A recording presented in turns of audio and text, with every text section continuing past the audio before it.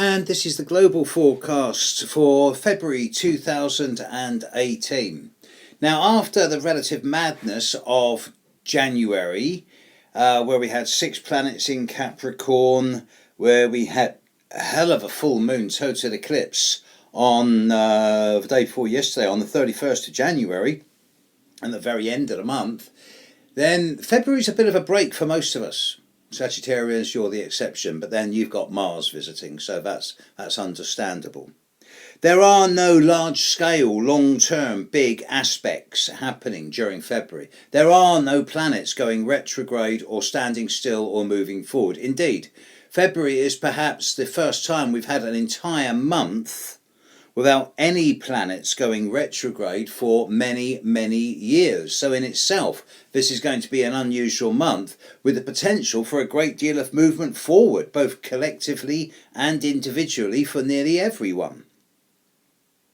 The new moon on the 15th of February is working very well. So it's in Aquarius and sextiling Uranus. So again, this points to the potential for novelty, stimulus and innovation.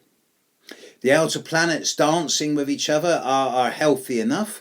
Jupiter and Pluto are working very well indeed with each other in a way that talks of an acceleration of financial growth. So on the surface, we can expect economic good news across the world with stock markets increasing, currency stabilising, financial deals happening. But this is just papering over the cracks. You know, the more we get towards 2020, and the grand conjunction, the more I'm beginning to realise that actually this is going to be the end of the fiscal system as we've known it over the last 2,000 years.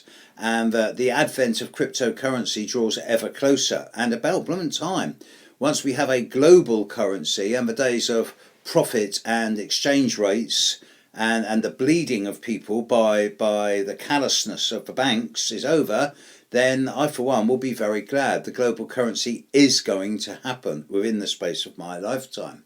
You heard it here first. However, I digress. Over this coming month, Saturn continues to move through Capricorn. Jupiter is still moving slowly forwards in Scorpio, getting ready to go retrograde next month. Uranus, Neptune and Pluto are all doing their own thing. It seems a quiet time, but Mars is in Sagittarius. And in the with the absence of any other significant aspect, one has to look at Mars. Now, towards the end of this month, with Venus in Pisces and Mercury also in Pisces, at the end of February, both Mercury and Venus will square Mars. So I do expect the last 2 or 3 days of February to be a bit feisty and provocative for certain individuals. Also, around the middle of the month, around the 16th, 17th, 18th, Mars in the sky will square Neptune. But I'm clutching at straws here. These are not major aspects. These are aspects which are going to last for 3 or 4 days. They're not planet changing. So this leads me to assume, as I've said in most of the sun sign forecasts for this coming month, that February is going to be a relatively quiet month. And after the 6 planets in Capricorn of January and the eclipse at the end of January, I think we all need it.